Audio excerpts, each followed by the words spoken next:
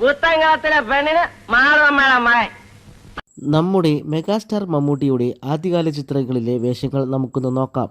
1971 ഇറങ്ങിയ അനുഭവങ്ങൾ പാളിച്ചകൾ എന്ന സിനിമയിൽ ആളുകളുടെ ഇടയിൽ നിൽക്കുന്ന ഒരാൾ ആയിട്ടായിരുന്നു വേഷം. പിന്നീട് 1973 കാലചക്രം എന്ന സിനിമയിൽ ഒരു വള്ളക്കാരൻ ആയിട്ടും വേഷം കിട്ടി.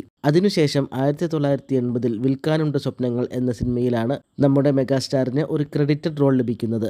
സുകുമാരൻ നായകൻ ആയിട്ടുള്ള സിനിമയിൽ ഒരു കള്ളുകുടിയന്റെ വേഷമാണ് മമ്മൂട്ടിക്ക്. മാധവൻ കുട്ടി മേനോൻ എന്നാണ് ക്യാരക്ടറിന്റെ നെയിം. സുകുമാരനെ കൂടാതെ ബഹദൂർ, ശ്രീനിവാസൻ തുടങ്ങിയവരും ഈ സിനിമയിലുണ്ട്. നീ ആ ശീലയെ കല്യാണം കഴിക്കണത് പുത്തങ്കാലത്തിലെ പെണ്ണിന് മാറുമ്മയുടെ മകൻ. പിഴയ്ക്കാൻ റെഡിയായിരുന്ന പെണ്ണുങ്ങളെ മാത്രമേ മാധവൻ കൂട്ടി തൊട്ടിട്ടുള്ളൂ.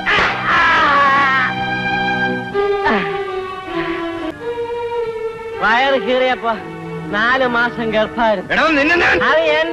കൂടുതൽ വീഡിയോകൾക്കായി സബ്സ്ക്രൈബ് ചെയ്യണേ.